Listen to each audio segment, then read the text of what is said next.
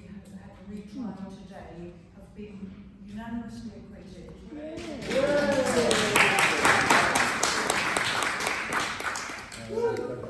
So let's start off in a good mood.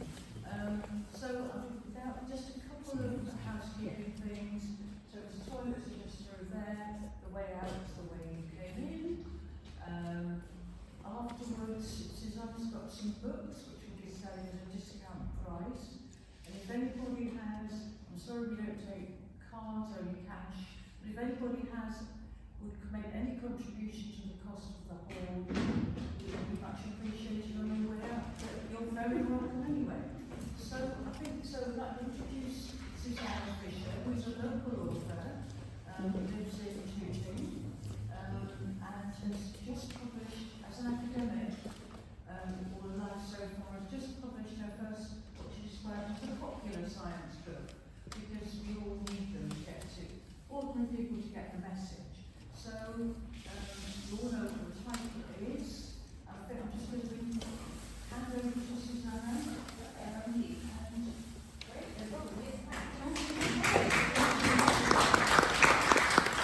Hi everyone, thanks for coming out on a rainy and cold Monday evening.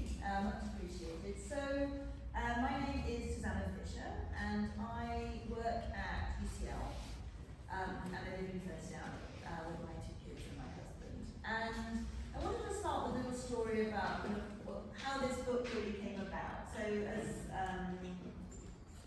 as introduced, I'm an academic. I spend my day writing peer-reviewed journal articles, which maybe 10 people will read, but advancing the field of knowledge. But it has actually always been that way. So for the past decade of my career, I was working more on the doing adaptation. So I worked with national and local governments, designing their adaptation plans, thinking about what makes these successful, how can we do this in different ways. A lot of the work I did was in the global south, so in South Asia and East Africa, so we were using international funds, coming through the UN negotiations to think about how can we use this money to best prepare people for climate change. And I was really committed to that work, and I did it for many years, but I think one of the things that I kept feeling over and over was that it just didn't seem to be enough. The scale of what we were working on, what we were able to achieve, what we were able to get into plans and policies, relative to the scale of the climate impacts that we were facing, it just seemed to be a big mismatch. And I was left wondering, how do we get over this gap between what we're able to do politically with the resources that we have, relative to what we know that we need to do when we sit down and we read however many pages of the latest Intergovernmental Panel on Climate Change report from 2022, and we can see, where the world is going. And there's this big gap in the middle about how we need to prepare and what we're doing. And so the idea came to me then that, I could kind of see these big issues because I was working in the field. I also felt that not that many people were actually aware of some of these big challenges. Of course, climate change is an issue, it's got wide awareness, but I was thinking particularly around the choices that we're going to face as we think about the impacts and how do we adapt. And it felt to me that there were lots of really big questions that climate impacts are going to provoke, for how we live our lives, how we relate to other people in our communities, in our wider networks, how countries relate to each other, that are fundamentally political questions, but they're not really questions that have so far been on the radar. And instead what we see is places that might suddenly need to relocate, or something's announced about a flood defence will no longer be maintained, but it always seems a little bit like we're on the catch-up, that it hasn't kind of been a wider conversation about actually, as we face the impacts, the kind of climate change future that we are heading towards, what does it look like to adapt to this well in a way that can bring as many people along as possible and secure a kind of just future despite some of the changes that are now going to be inevitable. So with those questions in mind, I decided to write what's been termed a popular science book. So it's accessible, I hope, and talks through a lot of the climate science, but also the research and the practice of what countries around the world are doing to adapt to climate impacts, but also seeks to raise the questions of what's left. We're able to do a certain amount, but there's a number of issues on the table that I've seen in my professional life, but also that we see from all of the research and many work of others that kind of show us that there are these gaps. So the book's trying to open up what these gaps are, what are these really major political conversations that we're facing, and how can we as individuals, as part of communities and networks and social movements, start to think about what it means to open up those questions. So what I'm going to do is kind of talk you through a bit of a broad contour of the argument in the book. And I'm going to start perhaps by situating us more broadly within the climate crisis. So don't worry about all of the details, I think especially where you are, it's difficult to look at this. But I always like to start by thinking about, where are we and where is the world heading with the current political context and the agreements that we have in place. So every year the United Nations Environment Programme produced a report called the Emissions Gap Report, and they usually bring it out just kind of around the time of the COP so that it can put a bit of political momentum behind it. And what they do is they look at all the different political commitments that have been made of varying degrees of certainty, and then they extrapolate from those to say what will this mean for emissions and therefore temperatures over time. And what we see is that, you can see the green on this graph would be if we were going towards 1.5, and that's clearly not the direction we're going right now. The black line at the top is where emissions currently are, and those lines in the middle are kind of where we'd be with what's currently promised. So on the one hand, we're not making change fast enough, clearly, to keep to what was thought to be a kind of global aspiration to 1.5 or well below 2 degrees. On the other hand, to try and look at both sides of this, the line is not still, we hope, spiralling upwards. I think there was a time, a decade or so ago, when there were real concerns about some of the more extreme IPCC scenarios and how they might play out to a 4.5 or a 5-degree world, for example. The latest UNEP reports are kind of fairly consistently at the moment saying that if we continue on the political and policy trajectory we're currently on, we're looking at something like a 2.4 to a 2.6 degrees global average temperature rise.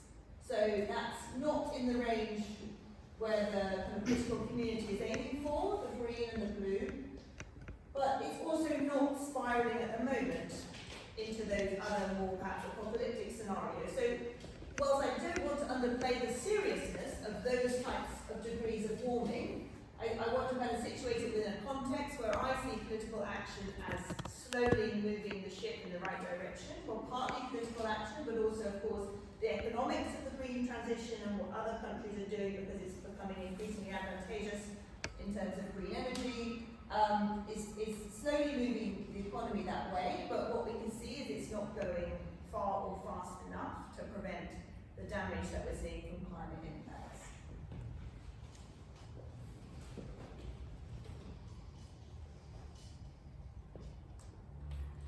So what will that mean for the world? So climate impacts will flow through our societies in a variety of ways. The one of which I'm sure we all immediately think of is, of course, extreme heat. So we will see more and more extreme temperatures, as we've seen in this country, kind of record-breaking summers over the last few years. And I think we've often had a tendency to kind of underplay heat in some ways because it doesn't feel perhaps as present as flooding. Flooding, you can really see what's happened afterwards. There's lots of kind of media coverage of flooding and destroying of buildings, and it's very kind of visual, whereas heat in some ways is a little bit quieter, it's a little bit difficult to see in some ways, but it has, mortality consequences. People die over heat waves, especially people who are already vulnerable, and in particularly other countries in the world, it also has implications on kind of labour productivity. So if you've got a lot of people working outside, it becomes more and more difficult in these conditions, and so people have to work at different times, and you have to make adjustments. So heat kind of plays through all of the impacts that we're going to be experiencing. But then, of course, there are many kind of indirect effects. So as well as heat, we're of course seeing more extreme storms around the world. We've recently seen terrible Category 5 storms in the Caribbean. In the US, several over the last few years experienced very severe storms with very real consequences for people and communities living there. And those will continue. I think the science around that is not necessarily showing that those will become more frequent, but that they become more stronger and more severe. They have kind of more heavier rainfall, so therefore more consequences when they do hit. We have, of course, sea level rise, something that is a concern for this country, given our extended coastline, but also to countries around the world who are extremely low-lying. So, for example, the Pacific Islands, where they're really very close to the seas, real kind of existential threat to them to think about what sea level rise would look like at these types of temperatures. In some contexts, we also have drought. So, of course, it presents a very difficult communications challenge around climate change, that we're both talking about flooding and droughts. But depending on where you are in the world, this will play out in different ways, or perhaps different parts of the year. So, for example, the monsoons are becoming less predictable, and that can lead to real problems for agriculture in different areas.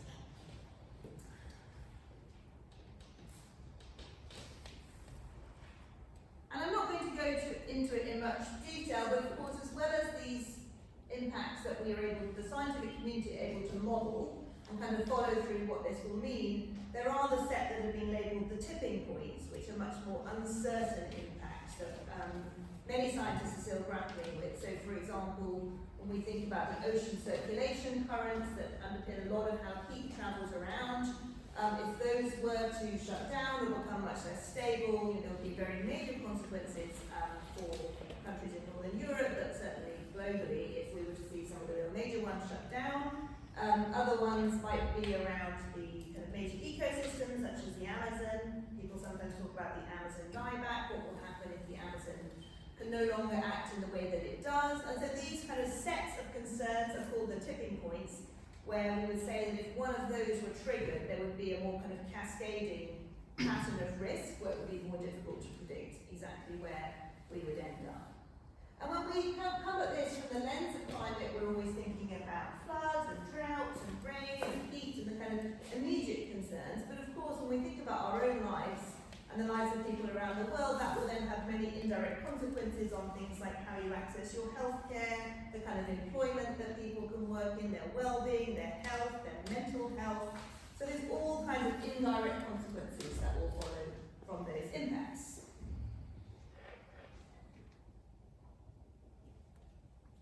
So I'm really focusing today on adaptation, which is knowing that the droughts and the floods and the storms are already here and are going to get worse over time. What can we do to ensure that we can live in that context and live as well as possible, and ensure that the impacts are not felt only by those who are most vulnerable, or felt more by those who are most vulnerable. But I also want to add a caveat that for me, this is very much part of a package of responding to climate change, and we still need to push very hard on emissions. So there's been some kind of indications in the debate, some in the US and others, who sometimes try to use adaptation as a shield to say, well, if we can't manage the transition, let's just adapt to what's coming, it won't be that hard anyway. And I just want to really situate my argument away from that, to say that for me the best form of adaptation is preventing any more burning of fossil fuels and reducing greenhouse gas emissions. And that is kind of something that must absolutely continue at pace and will be the best way to prevent further damage. But we're now in a context that even whilst doing that, we will need to do this second part, which is thinking about the impacts and adapting more significantly than we have so far. So what are we talking about when we think about adaptation? So adaptation can mean many different things depending on where you live and the risks that you're facing. So flood defences is the one that comes readily to mind in the UK and around the world. So I have the Thames barrier up there on the screen, but a lot of kind of thinking about how to manage water, excess water, is what adaptation can be. And it can also be about managing heat. So if you think about the extreme heat we've had in the summer, or that's happening elsewhere in the world, what does it mean to manage that heat? It means thinking about housing, thinking about kind of passive cooling systems, thinking about hours of the day that people can work outside or inside, when can children go to school. I think interestingly, schools around here were closed last year, wasn't the year before, from extreme heat, kind of showing that we are not, our own building and infrastructures are not adapted to allowing our services to continue in some of those temperatures. So all of these can be thought of as adaptation. But it also is the less direct thing. So it would be things like having insurance, and particularly, say, in this country, being able to insure your house from floods, so that if you were to be flooded, the risk doesn't sit with the individual, it sits with the wider insurance and reinsurance system. But insurance can mean much more than that. So many farmers around the world insure their crops, and that's increasingly encouraged as a kind of public policy response. So they'll be insuring against drought or a flood or a disease that could be climate related. So even if that variability happens, they will have some kind of financial security.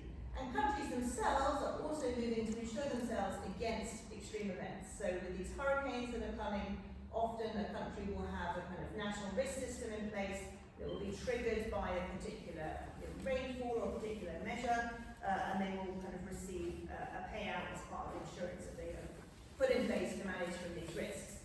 So insurance can be a big part of managing the risk of climate change. Something else which I think plays a big role in adaptation is what we call social protection. So you're particularly vulnerable to climate impacts if you are already struggling from unemployment or underemployment or a variety of other socioeconomic issues. And so social protection systems, providing people with a wage or with an unemployment benefit or with a health benefit if they can't afford to pay for healthcare, is an important way of supporting them to live well. And then those systems can also be kind of supercharged to a deal with climate change. So that in some countries, for example, if there's a drought or rain or a shock and they have an existing social protection system, they're able to kind of push extra money through them in what's called kind of shock responsive systems. So if you see there's going to be a drought in an area, you can give more money to people who are going to be affected, sometimes in advance, so that they can be prepared and manage it well. And as well as all those quite concrete things, adaptation is also thinking about the institutions that manage our system, our state, our public policy, and thinking, are they ready? So, in terms of a government department or a ministry or a local government or authority, do they have the capacities and skills and awareness to think that when they're planning for, road structures or parks or something along a river, that they need to build in not only the kind of flooding risk now, but the flooding risk in the future. And in some countries that's well built in, within kind of guidelines and regulation, but in others obviously it's not. So there's a kind of softer element too to building the institutions and the networks and the capacities that people need to respond. So, I won't change the next slide because it will be a spoiler, but there's lots of examples of adaptation around the world.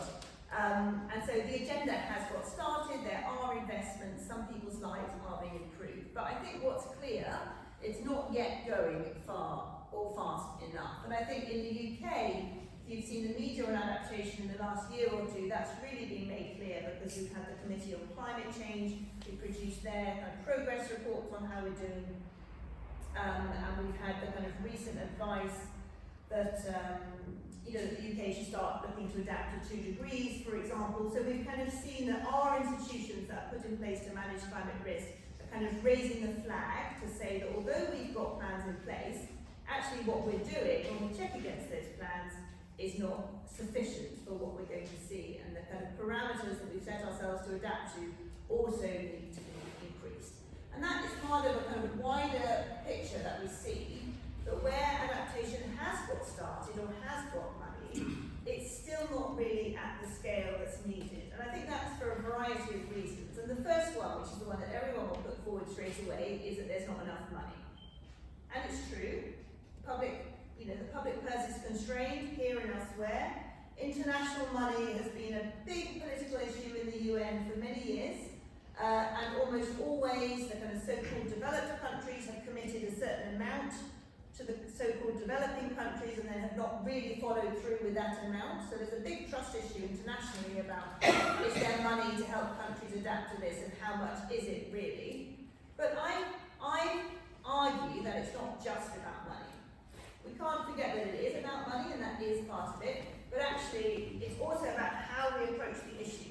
So adaptation is often in fairly weak parts of government, for example. It's not sitting in the Treasury or necessarily in the Agriculture Ministry in a country which is really going for agriculture. It's often sitting in something like an Environment Ministry or a Forestry Ministry or a Conservation Ministry, somewhere that has been more peripheral to the central national concerns, and that obviously has implications for how powerful an agenda it is. When you're coming up to make a decision about a positioning of something next to a floodplain, for example, and you've got different organisations and departments arguing about it, the kind of power that is situated with an agenda does matter. So I think it's partly about where the agenda has come to be sat. It's also that it's been relatively easy to make plans. So we see quite good evidence of plans globally. In the UK as well, we have some good looking plans. And that's the first step, and people want to make that step, and it's important. But where we're struggling now is actually implementing the plans, because that requires us to come against some of these established political kind of rhetoric and ideas of ways of doing things. It requires us to challenge some of the other agendas, and that's where, as an agenda, kind of managing climate risk or adaptation has always struggled, because it doesn't yet have that traction to actually say, we've got a longer term vision here for how we're going to adapt to its impact, and it means we're going to have to make some short term costs and trade-offs. I think incentives is another big issue, and that links to the time frame. So adaptation, I mean, we are feeling the climate risk now. We're having an extremely wet few months here, so we are kind of feeling those consequences, but it always feels possible to push it a little bit down the line. You know, what are the incentives to deal with it now? If we could deal with it in 5 years, or then even better, 10 years, you know, so why would I be the political decision maker to kind of take that short-term cost, invest money in it, when I could just keep leaving it? So I think there's a question of incentives about when do you prioritise it, but also the incentives are pretty challenging if you're asking people or a community to make a change in their lives. So it's perhaps one thing to put forward what might be known as a win-win solution. You know, you're offering kind of social protection, economic benefits, and you're kind of great, that's most people will be on board with that.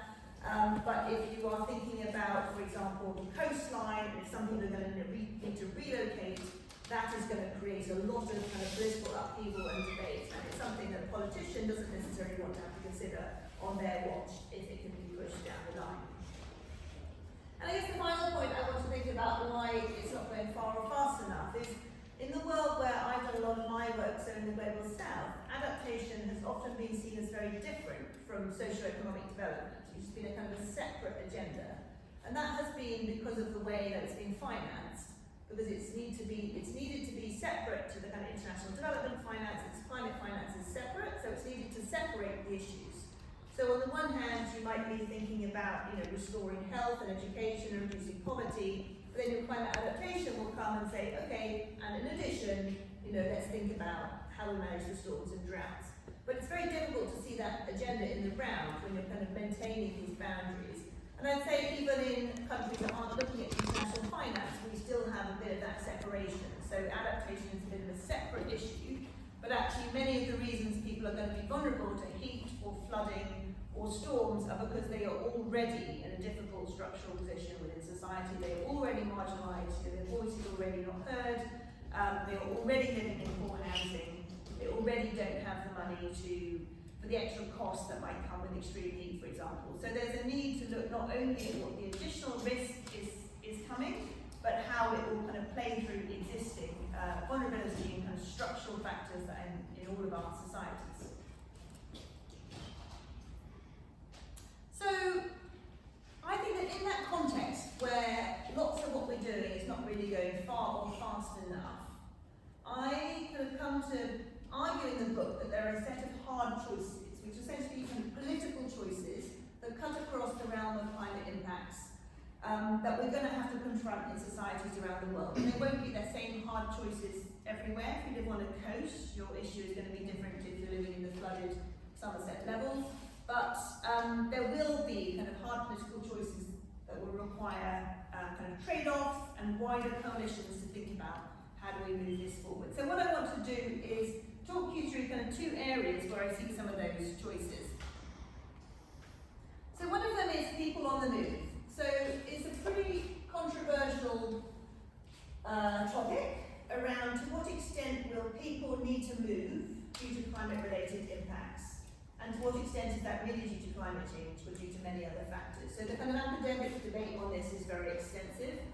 And I'd say that the big picture is that most people at the moment are moving within their own country. So whilst in the media we see this kind of security narrative around, you know, migrants coming over because of climate change, I mean, there is perhaps a small amount of evidence that that plays a part in some decisions, but the majority of what can be kind of seen through empirical research is showing that people are moving within their country, often from a rural area to a small town or a larger town. So for example, if there was a drought or a flood, people might have to kind of move to find more employment, but it's usually not this kind of media story, but a more kind of local, kind of contextual one, because often, I mean, there are a variety of reasons for it, some of which of course are structural, but also because, I mean, people are embedded in their lives and are looking for something which enables them to continue with their kind of sense of home and place.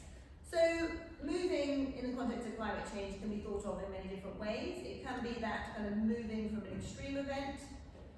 It could also be migration, so perhaps a particular area is becoming very drought-ridden or very hot, it's no longer good for, or not maybe it's no longer comfortable for living, or for example, people working in agriculture might no longer be able to do farming, so there might be a kind of migration choice to move somewhere more semi-permanently or perhaps seasonally. And then the third type of movement would be relocation. So that's more of a planned effort.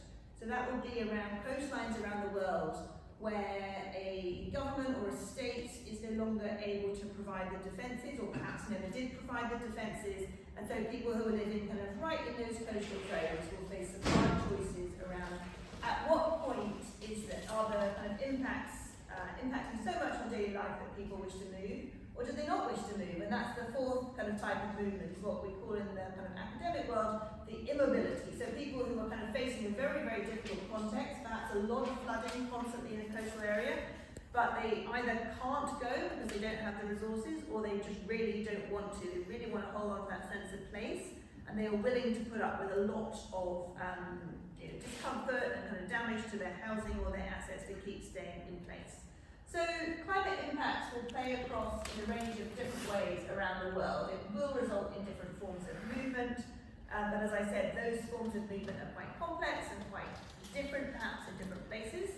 And climate change in some cases will be one factor amongst many. I think if we think about our own lives and a choice to move, it's rarely that there'll be one driving factor, and so saying that, I guess a job could be a driving factor, but often there are a variety of reasons when one is moving for these types of issues. So I think with all of those climate impacts playing through the way that people are moving or might choose to move, I have identified what I see as the four hard choices that these kind of impacts will present. So those are, for an individual, considering in the face of climate impact or potential kind of deteriorating context, should I personally stay or should I go? What does it mean for my life? Secondly, it's thinking about how do we prepare people in host areas for movement. So where movement is happening, either across the border or often within a country, what does it mean to do that well? Because so often it's happened in quite a reactive way, and that is very difficult both for people moving, but also for areas that are suddenly receiving large numbers of people after a flood, for example. So what does it mean as a society to do that better? And then thirdly, the kind of political hot potato, should people have the right to cross borders due to climate change? At the moment there is no provision legally in kind of refugee and asylum law for climate to be a reason that people are allowed to cross. But that is something that is sometimes being challenged through the courts, and perhaps kind of a slightly moving issue there, but it's one that I think could be very much present in the future. And then lastly, thinking about these issues of relocation, what does it actually mean if a whole country is at risk? I think this is thinking about countries that are very low-lying, for example, but if we see the kind of temperatures we're talking about, there could be a scenario where some of these small Pacific islands no longer feel that it's sustainable for them to stay in place. And what does it then mean to move a whole country, or to think about migration agreements for those countries? So all of these are very difficult political choices, and I'm not going to stand here and say, and the answer is A, B, C, D, because my whole kind of thesis is that these will need to be worked out in different contexts, that they are kind of value-driven decisions that people will need to think about in their own context. But of course, some of them are not just about what happens in X place, but they're also about how other places respond. So for example, for us, as the UK, the question of should people have the right to cross borders due to climate change will play out politically in our political system, you know, whether or not people in the UK are moving elsewhere or not, this will be a kind of political issue for us, as it almost already is. So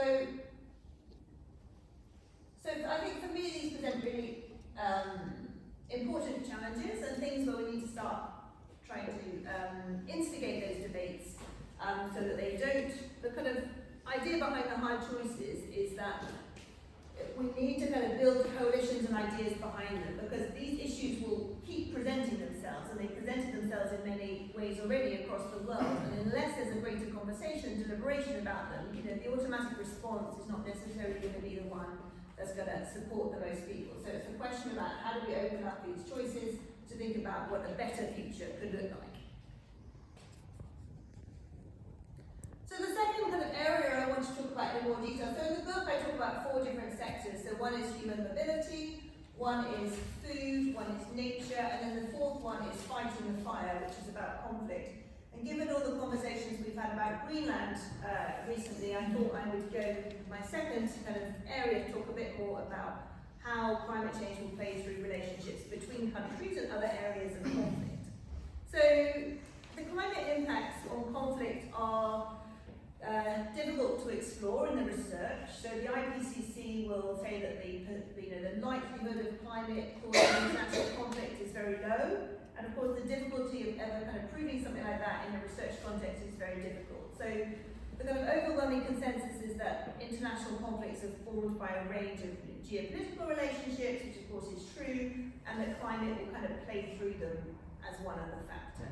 But I think from my perspective, I absolutely believe that's true, but I also think that climate will affect, if we think about things from a kind of social relationships perspective, climate impacts will affect and change resources between people, it'll kind of change inequality, and all of these things are factors in how people relate to each other. So it will change how people relate to each other, how countries and institutions relate to each other in a way that could produce conflict. And so I think the question for adaptation is really, how do we think about those changing relationships and how we manage them in a way that kind of allows views to be heard without going down that kind of fear-laden world of kind of security and war and defence, and a kind of spiralling world where climate becomes that kind of instigator. How do we see those differences and think about how they can be managed differently? And so I think there's a few ways it will play across. So I think the first one is thinking about relationships between countries. And a classic example here would be something like transboundary resources. So India and Pakistan have had the Indus Waters Treaty for many years, and it's put in an agreement to how they will manage those types of resources. And transboundary water management will be a huge issue going forward because those water flows will change. So we've got all these existing agreements on what a fair sharing regime looks like that are anyway very politically contested. In fact, when I initially sent off the manuscript for single swim, the Indus Waters Treaty had never been broken, but then by the time I came to sign off the final edits, they had paused it temporarily. So, even those arrangements are already somewhat under stress, but thinking about those in the context of adaptation would mean thinking, how can we adapt these agreements that we put together in a more static time to think about what does it mean to manage water when it's potentially declining, or perhaps also increasing due to glacial melt and then declining in the future? So it's kind of a pretty complex political question, but one that I think we're going to have to face up to. And the second area I think is interesting around the way that climate impacts will play through conflict or relationships is thinking about essentially the new frontiers. So I would say that the Arctic, which has already kind of hit the news, is one of those, and as we see melting sea ice, what will that mean for geopolitical relationships in terms of who wants to kind of claim the potential economic benefits of the new shipping routes, who want to put a stake in Greenland to make sure that those kind of military confrontations are kind of done from a particular place of security. But it's not just about the Arctic, there will also be other frontiers emerging as the kind of higher latitudes become more livable spaces. So, as temperatures increase, kind of areas of Russia and Canada potentially going to change their land use, they're going to become slightly more habitable, slightly warmer, and it's going to open up kind of wider questions about what happens to that space and how is that used. I think a third area that conflict might play through is also how countries respond to climate change. So the impacts are one thing, but obviously every country is putting in place their own strategies to manage a green transition, or not in the case of other countries, and some of these will have implications on other countries. So it's not necessarily always a win-win scenario. If you're doing something for the global good or not for the global good, it will have implications on trade of resources, of minerals, kind of these scarce resources that have got significant potential to create friction. And then I think the last area where the conflict will play through from the climate impact is really in local communities, and perhaps we see some of that already. That if you have very difficult choices locally about how do you manage a flood, is this community going to relocate? Are they going to accept a bailout package? These are really intense local decisions that are going to require some kind of deliberation and consensus, because there aren't always situations where individuals can choose. So in a kind of relocation scenario, at some point, the state can no longer provide the infrastructure that will be needed. So it's not necessarily that A and B can decide to leave and C and D are going to stay. It might be that there's going to need to be more decision-making made at a local level, and so you have to think about, what if people don't agree, and how can they kind of come to reach some kind of consensus. So those for me were the kind of ways that I would see conflict playing out from climate impact. And it led me to think about the hard choices. So the first one is, what if people don't agree about local choices? There may be something offered or something on the table financially as a bailout or a buyout package. But if we've got very different local priorities, then how do you move ahead? Secondly, is something I haven't really touched on, but it's more about how do we adapt in areas of conflict and insecurity. So with the kind of more international lens on, a lot of places that are facing climate impacts are places very kind of fragile security, difficult governance contexts, and so in those situations it's very difficult to plan ahead. And a lot of the kind of work about adaptation really assumes that you have quite a stable governance context in which to kind of help people think about the future. But what if there is no stability, and there might not be? So how do you support people in those kind of contexts? And then thirdly, the hard choice, which I found really interesting as I came across when I was researching the book, and it wasn't something that I was familiar with from my kind of professional work, was what is the role of the military going to be in all this? So the military in some ways has stepped in as quite a default actor in a disaster. So if we have floods here and we haven't got any other response, then the military will go. And they kind of have redundant capacity, so it makes sense, they're there, they can kind of get there quickly. And globally we see this as well, that the military is increasingly deployed to manage disasters, or people are sending their military to other countries to help manage disasters. So they're becoming a default actor in climate adaptation. I think it poses a lot of questions around what is the role of the military and how is the military designed. So the kind of question about if the military are going to step into this role, you would design them quite differently, because you'd need different resources to go and manage X and Y as compared to the kind of capacity we have now. But I think it provokes much bigger democratic questions about what is the relationship between the military and the state and citizens, and what does it mean if the military is increasingly out there responding to disasters. And again, I think it's a kind of political question about what role do we want for a military, and what would be the alternative. So in Australia, for example, they were suggesting that the military be called out so many times for bushfires and other kind of emergencies that they needed to have their own disaster response. But that, of course, is a big financial commitment. So there's all kind of questions in the air about who is it who's going to be the first responders. And then my last hard choice here is really, how do we think about an approach to global security that supports adaptation? Because there's a narrative here where you think about all the potential impacts of climate change, the way it's going to affect us in our country and other countries, and the political response is to kind of lock down. It's a kind of fortress mentality of, okay, well, we're at risk from the other countries, we might be, so let's just think about what's happening immediately in this country. And my argument is that we can't really think about security like that in the future because of the transboundary risks, the way that we're all interrelated, and actually building security for any one country is going to involve thinking about those networks and relationships of which they're part, and we're going to have to understand security much more as a kind of interrelated web. But that's obviously not the kind of dominant framing of defence and security right now, so it's kind of posing this hard question about how do we move some of those narratives to an approach that would actually allow us to think about the transboundary impacts of climate change. Now, I'm not going to talk about this because I've been talking for a long time already. Oh, I haven't even got any slides. Oh, yeah, good. But then I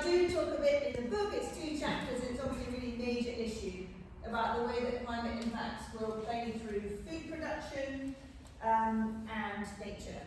And a lot of this is really about land use. Where are we going to use our land in the future?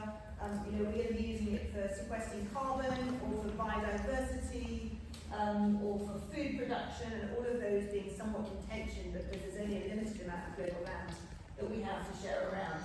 But I guess one of the kind of, again, the things that stuck out to me as I was researching these chapters is the nature angle. You don't often talk about it in the context of climate adaptation. And of course the biodiversity and climate crisis are becoming increasingly entwined in the way that we think about them, the way they're being kind of presented in the media. But some of the impacts of the way climate change will play through for nature were kind of new to me as I researched the book. They're really interesting to think about, you know, what do we do when species need to kind of move up to high latitudes because it's getting too warm, but they hit barriers, for example, or they can't freely move. At what point are we going to pick up species and move them, you know, somewhere else to get them to the right temperature? It kind of opens up a whole load of questions, because obviously species somewhere might be invasive somewhere else, and people might not want it. And that's one of the reasons I had the beaver here, because whilst we're not moving the beaver for climate reasons, obviously the beavers are being reintroduced in a rewilding context and bring many benefits for adaptation, but also kind of provoke protest from farmers who are not so keen on having them, others who aren't sure about the local environment. So those kind of ideas about moving species, reintroducing species are, again, kind of quite controversial local topics. So, all of this to say that we're coming to an end is that I think there are these range of political questions that adaptation provokes, and I don't think they're questions that have received enough kind of democratic or political or social engagement. But they're going to be questions that we're all going to be facing over the next decades. And I think some of them have been popping up in the UK in the last 12 months. And every time I see them, I think, okay, that's a hard choice that's coming. I mean, most recently we had the street in Wales a few weeks ago. Yeah, was having a buyout. And I see we've had a coastal relocation programme also promoted here. So these kind of things are starting to come on the table. But I'm still making the argument that we actually need to have a wider political space to consider what does it mean to respond to these impacts and how do we push these things in the right direction. And I think that can come in many different ways. So I have some of them here on the slide, but I think it's thinking through the way that change might happen around some of these issues and what the levers are. So some are clear kind of social movements, thinking more about deliberation mechanisms, citizens' assemblies. But in the context of adaptation, we also have some harder tools. So we have litigation. So increasingly, that litigation is a tool used by people against the state or one of the big kind of fossil fuel companies to say, you know, I'm experiencing damage because of climate change, I'm experiencing X impact, and therefore I'm going to get X percentage, you know, kind of compensation. And that kind of push, I think, has real potential to change the kind of cost-benefit calculations of those companies or governments if there's a threat of a kind of legal action down the road. So I think there are some kind of potential hard edges to the things that can be done to push this forward. I've got the kind of arts and culture up there because I think for me that's a big part of it. I think I myself have started reading more and more climate fiction just to kind of put myself in the mind of what the world might look like and what a good response might be. And I recognise it's still a very niche genre, but I think these kind of things which allow people to kind of get beyond the technical parts of it and actually feel emotionally what might this be like, I think is going to be a really important part of that. And that's why I also have up there as a kind of video game, because, you know, there's video games coming out, there are board games coming out, all of the things allowing people to play with these ideas in a slightly safe environment to think about what does it mean to respond to climate impacts and what will different choices mean. And yes, I think I wanted to end by saying that I have kind of talked a lot about some of the ways that climate impacts will play through, and I almost always the first question that I get afterwards will be, okay, but you know, what can I do? Because it all seems so kind of immense and full of problems and kind of global issue. And I think that I kind of situate that, which I'm just going to get ahead of that question, by saying that for me, I have a kind of systems change way of thinking about it. So there's obviously a huge amount of change that needs to happen in different places around the world, but there are also directions to make some of this change happen. And I don't think that there's a silver bullet. I mean, even if the government were to say X and Y tomorrow, you know, they have limited political power in some arenas. So for me, it's really about identifying a range of different things that need to happen and where we will have agency, either as individuals, but also as communities, as voters, as citizens, as social activists, to kind of push something forward in our area and to seek to see some ripples in how we behave, how others are thinking about these issues, and then kind of to be part of that broader change. So for me, it's very much about a systems lens and thinking about, you know, the ripples that can start, and that we have to kind of find hope and agency from that, because ultimately, you know, this is the choice ahead of us, is to kind of engage in what we might call kind of gritty hope or gritty optimism. So we recognise the challenges, but there is really no way but forward. And that's it. Yes.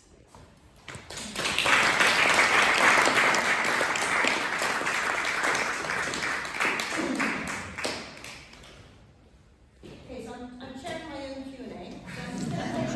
Relaxed seat after all the conversation, and yes, you want to... As I was listening to you, it's fascinating, really interesting. I was reminded of what Hannah Arendt said when she attended Liveable in the 1940s to be in the droughts, and she was a Jewish German woman.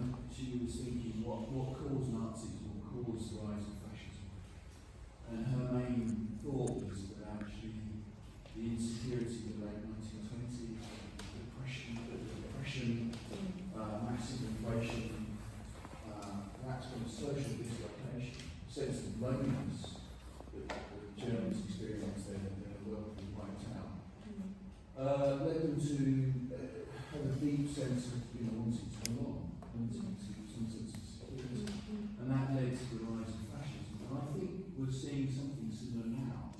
There's a desire for identity, and on the left you see that manifesting in identity politics, and on the right ethno-nationalism.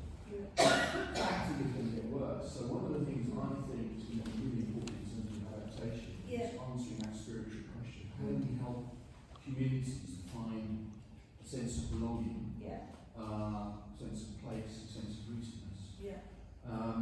So how do we teach communities to be resilient? Otherwise, I can just see as ethno-nationalism and fascism taking over and preventing all of this.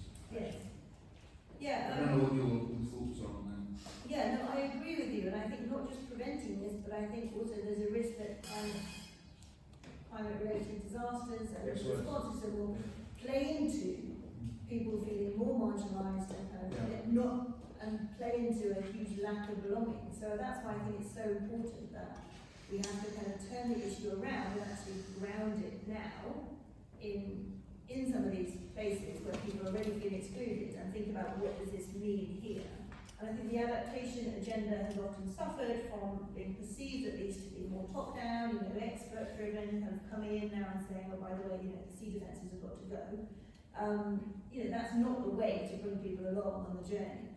And so I agree that I think it's a big turning point that climate risks are either going to kind of worsen that political polarisation, or they have to be kind of fundamentally rethought in the way we're engaging with them politically and from a communication strategy to kind of start much more from that early stage of, yes, belonging, what people are looking for in their lives, how we can relate that to a better life with climate change, rather than coming with these preconceived solutions.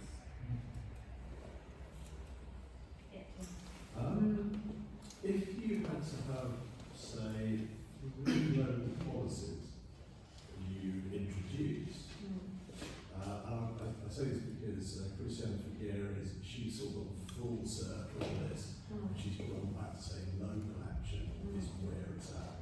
So if you had to say there's give some policies, what do you think you're likely to do? That's tricky, isn't it? I always enjoy these questions because what would you do exactly? Yeah, well, I guess, are we taking as a given that we've already stopped burning fossil fuels or all of those issues? Or? No, we're taking it as it is. Yeah. There's a local election coming up.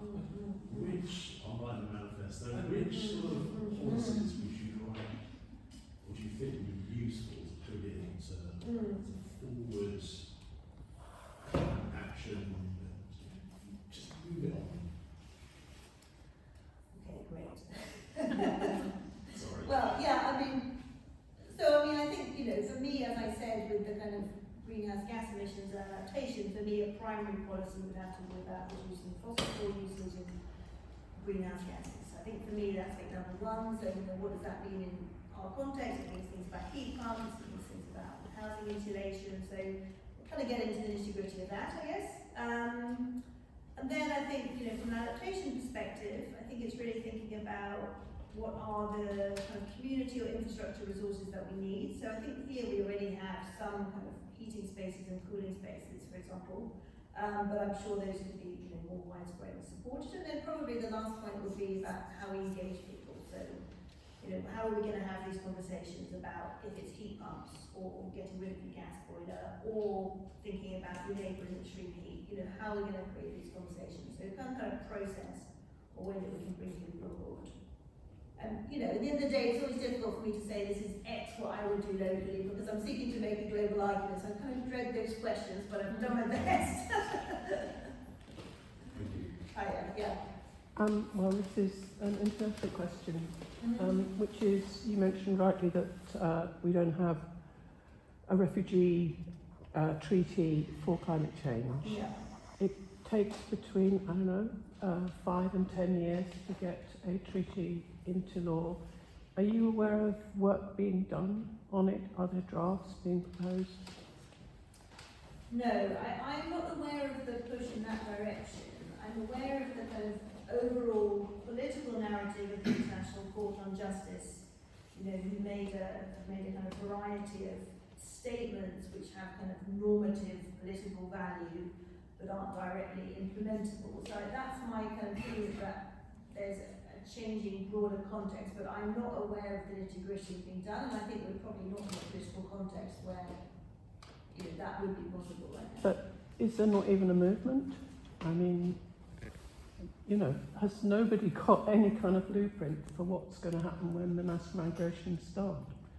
Well, there are different things happening around the world. So some of the things are regional movement protocols. So some regions have got, often not even for climate reasons, have got quite good kind of movement protocols in place where in the case of a hurricane, for example, in the Caribbean, people are able to move between islands and take their social protection benefits with them. And they're moving to a similar kind of regional movement protocol in Africa. So I think one of the ways this is moving is to think about how does this work regionally, how can we support people to win their lives and then to move back afterwards. I think obviously from a political perspective that is slightly easier to manoeuvre. I think there was more momentum a while back perhaps around what displacement could mean, what international displacement could mean in climate change, and I think just the current global political context means that Gone to sleep. it's very difficult to push that. Yeah. But I guess one of the things to consider is, with the legal angle, the legal angle is obviously slightly different from the political angle. So if that continues to push, if the ICJ judgments gain more traction, then that's a potential opening.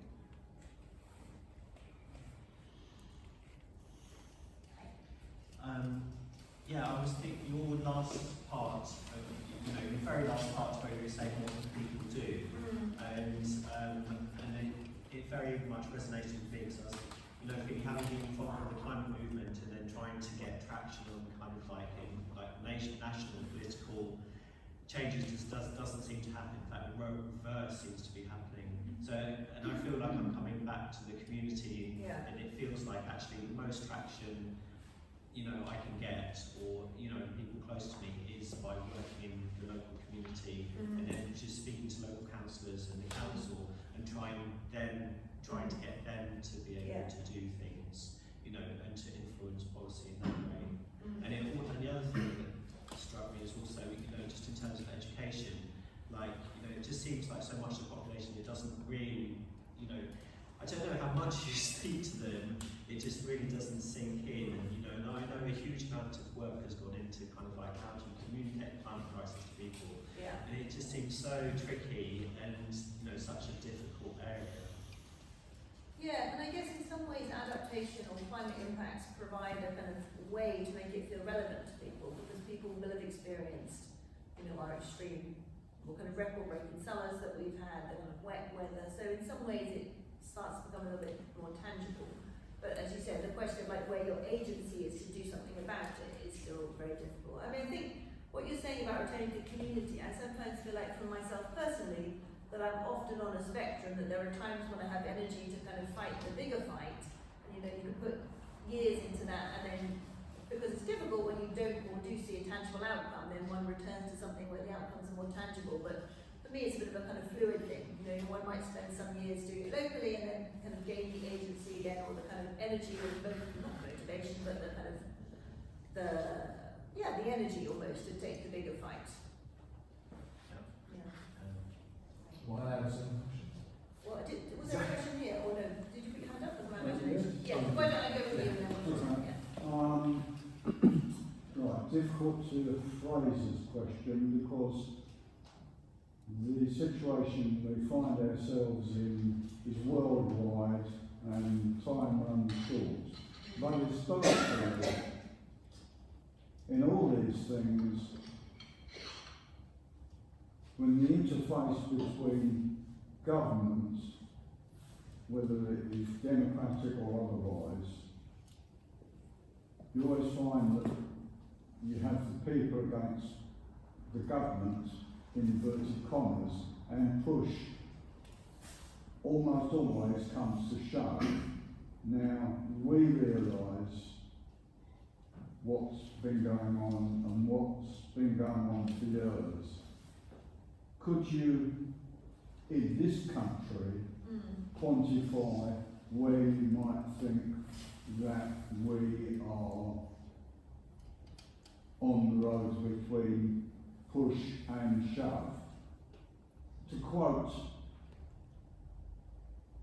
a Major George T. Talbot, who, I hear you ask, Vietnam War, sweet reason won't do it.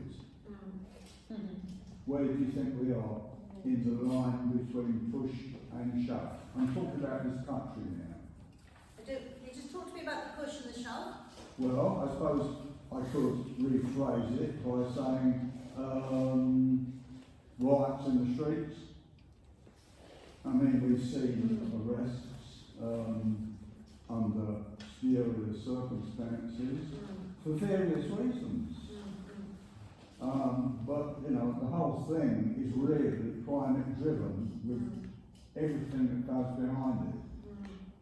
So I repeat the question, could you quantify where on the line in this country you think we might be push coming to shove? Push coming to shove is about the role that citizens are playing in pushing the government. Exactly. Well, I realise if you think I've asked any question, please be honest enough to say so. well, so I guess what I'm hearing is you're thinking at what point are we in terms of our relationship between citizen and state, that we as kind of individuals are seeking to make action either kind of rationally by saying, hey, here's my policy report, please do it, versus out rioting on the street saying, I need a cooling space because the heat's just too much this winter kind of thing. Well, I mean,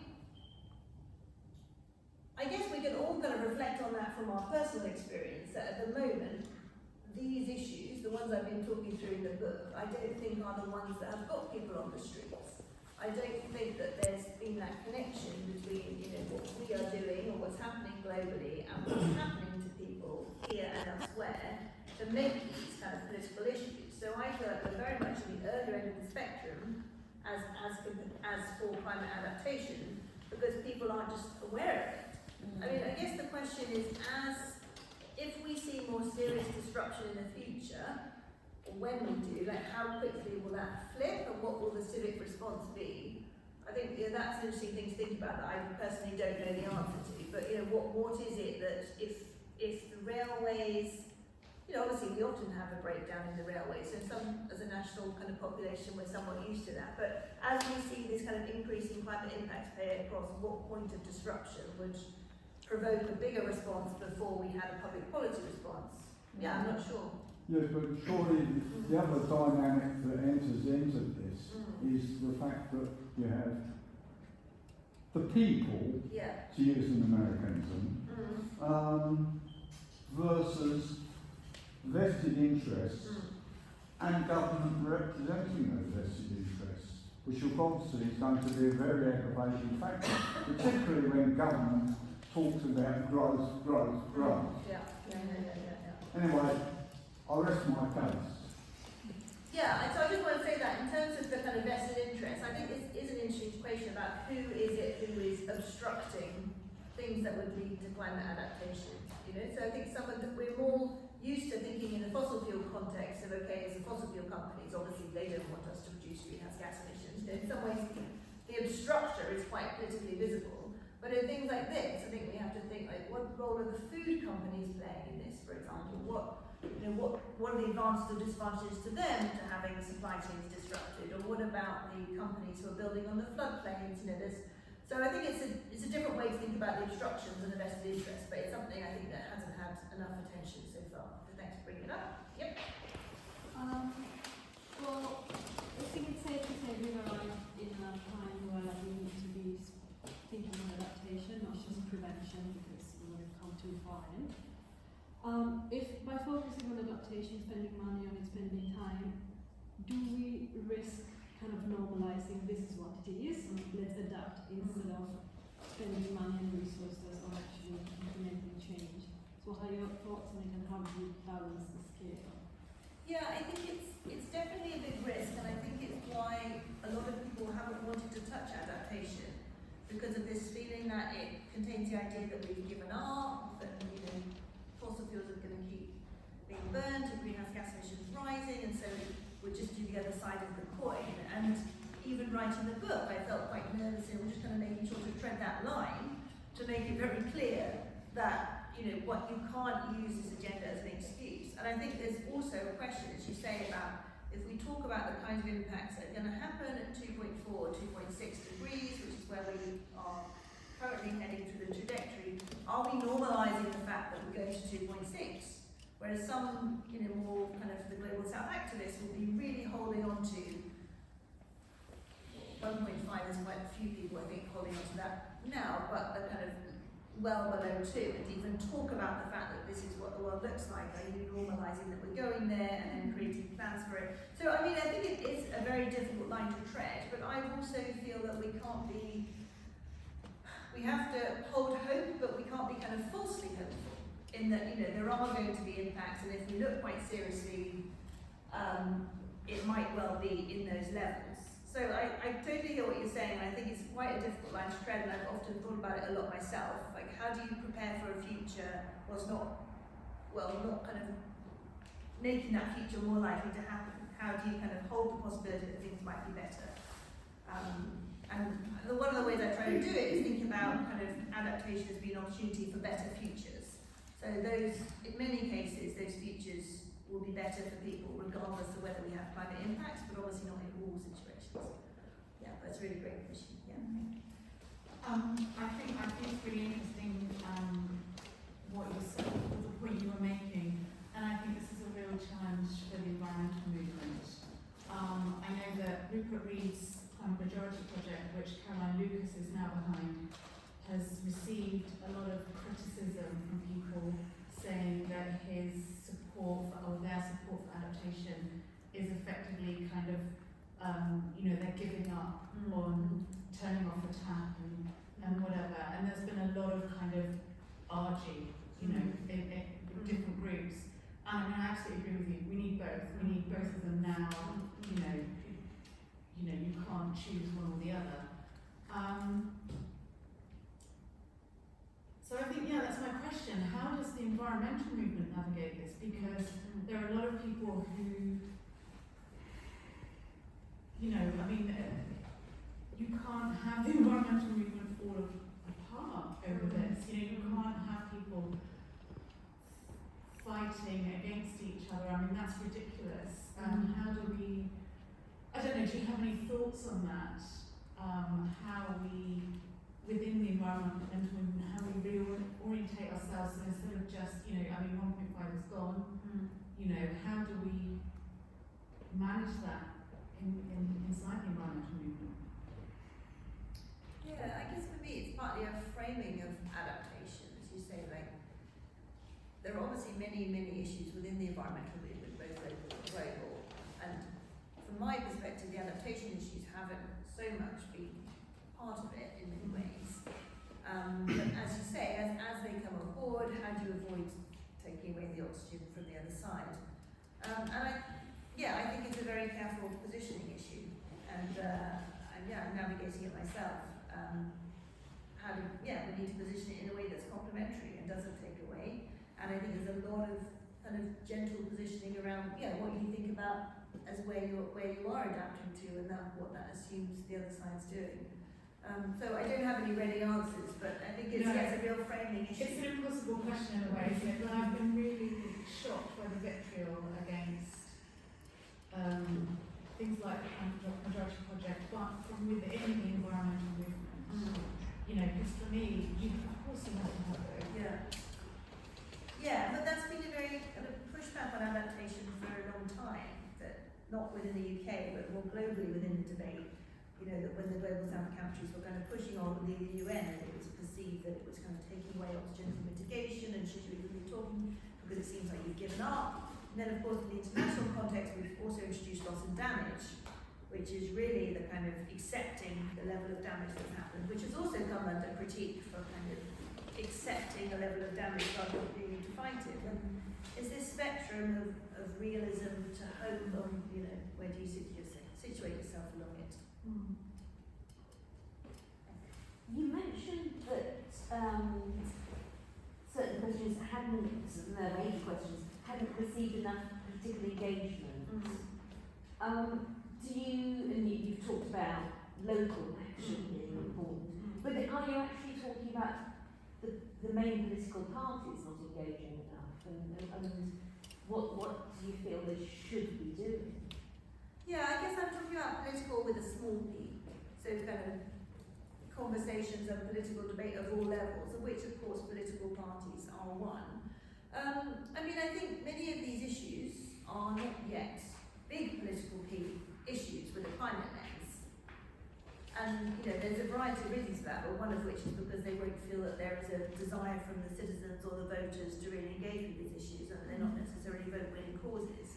So I think that the kind of big P political action will have to follow, but it's probably got to start with the small P political of groups and citizens and communities actually showing that they care about it and thinking about what would work, and then a kind of more bottom-up movement. Because I don't see why, unless we have a sudden crisis or a disaster or something really happens with the ocean circulation currents that we hadn't expected, and we're on a kind of 10-year time frame here, that's the kind of thing that we get a public policy response moving pretty snappy.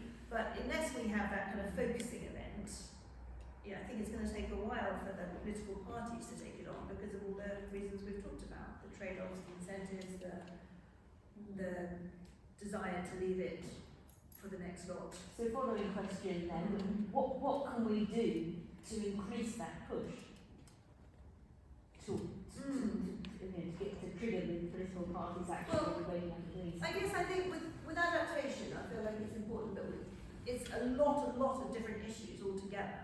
In some ways, I think climate change has suffered from a framing issue, that we've talked about it as this big issue.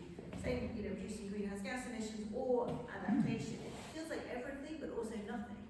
So I think it's actually about breaking this down into really specific things. If it's about coastal relocation and what buyouts look like, then that's the issue. And that's what will engage local people, those who are affected, those who are politically interested, and that is a kind of something that there could be a policy or a political statement about. I think where it gets tricky is when we're talking about these kind of national adaptation plans with hundreds of actions, and it becomes just so general, it's really hard to get behind.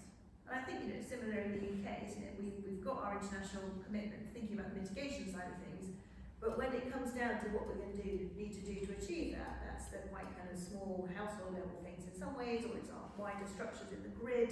Those are the specific things I think we need to kind of activate around. My take on it. Hi. Yeah, so we've spoken about a lot of quite broad questions that need to be talked about. My personal thing is very much about local preparation and resilience. But I can't, as regards the broader questions, I can't really see any of them being addressed properly without us first addressing our economic model that the world operates within. And I'm talking mainly about banks, the super wealthy and corporations. And really nothing, you said, people first mention money, because practically, as far as I can see, practically everything we've spoken about, and you've spoken about tonight, relies on finance, and that finance relies on these overlords of ours, banks, the super wealthy, and the corporations. I wonder how can we go about, apart from revolution? Well, yeah, I agree with you. There are a set of vested interests behind some of these choices that make addressing them challenging. So that's either be the food corporations and distributors, or it's the insurance companies who want a particular model of insurance. But I don't go with that they are everything behind this. So they are certain kind of powerful blocks, but there are other tools, right? I mean, a government or a public policy tool or a litigation tool, there are other ways of making change happen. So, but if a government is reliant on money from lobbyists and vested interests, then that's not going to happen either, is it? So we're going back to what I just said. Unless that's addressed first, what real actions actually going to take place?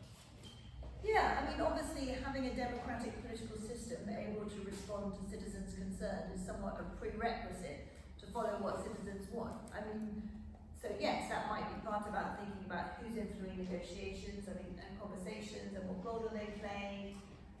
That's probably part of the process, I agree. And in terms of the kind of economic structure and model, I think I'm a bit agnostic about what would be the ideal model, because, there's many different positions on that, and I think you could potentially move to some of these adaptation solutions with different models in mind. So for me, I'm more of an agnostic.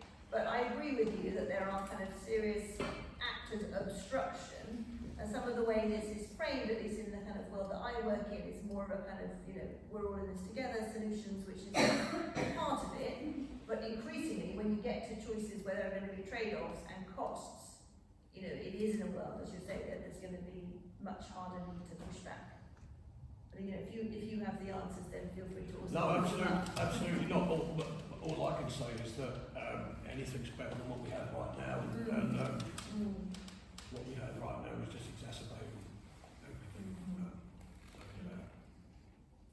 Has anybody not asked a question? Did you ask a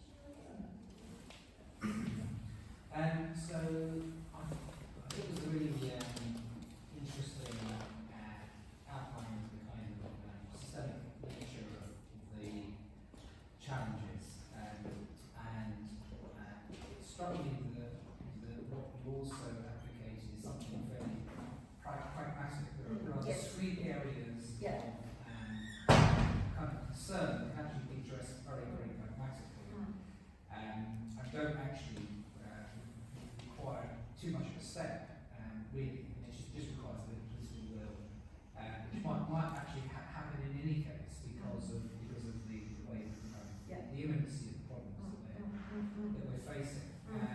But I also got the sense that it's multi-layered. So there are a number of things.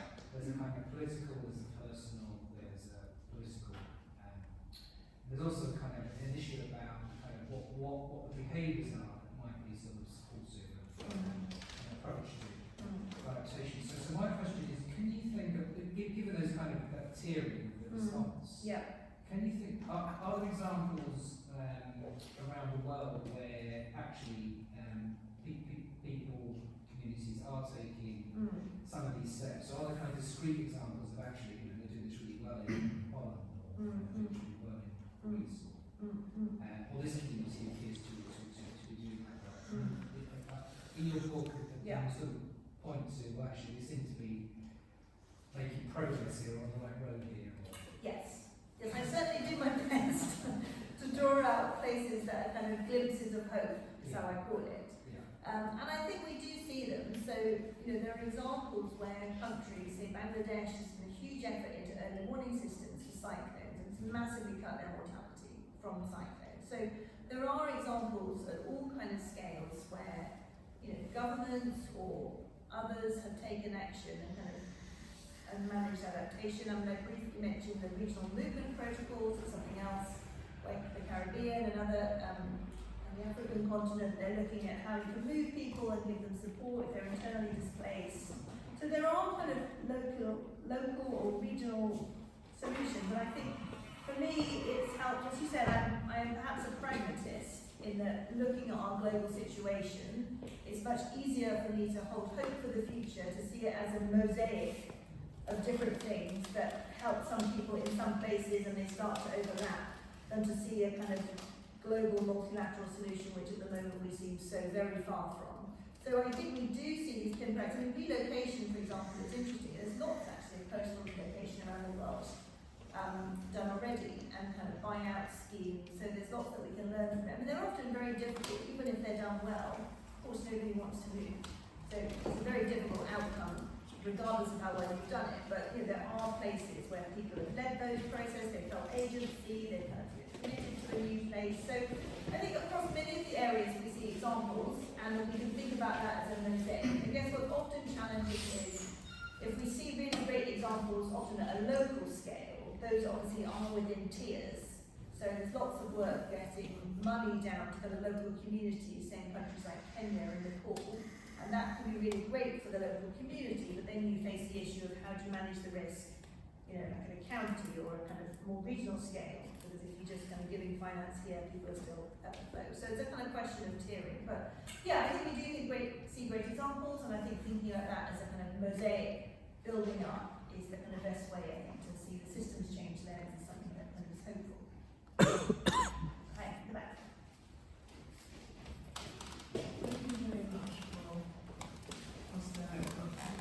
Thank you very much for the presentation. There's a song by Johnny Nash, there's more questions and answers, and it's generating so many questions in my mind, so many questions. I just feel a need to just make a short statement, which is my perception and my view is that there's a geopolitical imbalance between those who have caused the climate change and those who are impacted on it the most.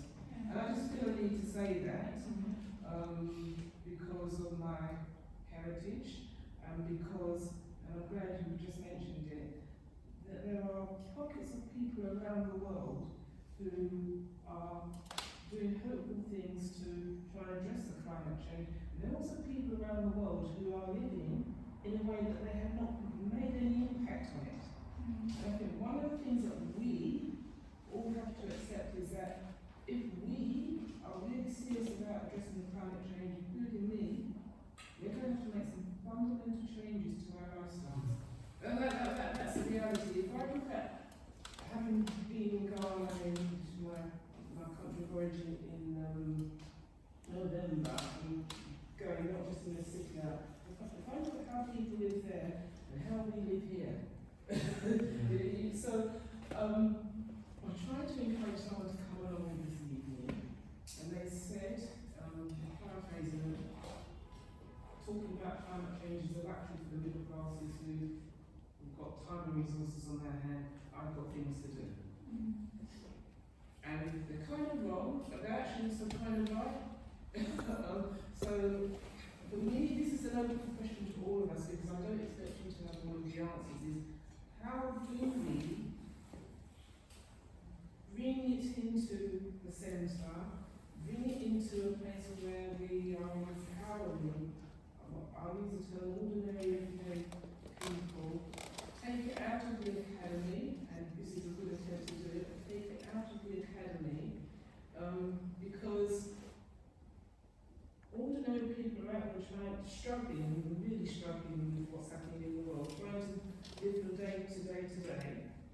And as Catherine said, I don't have the time or the space to talk about it and think about it. But thank you very much. I will read the book eventually.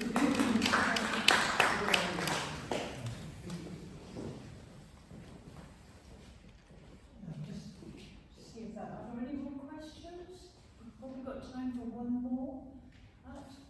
I'm not really sure it's a question, but I mean, here in Wandsworth, we run a campaign, or we're in the labs, or a Wandsworth campaign.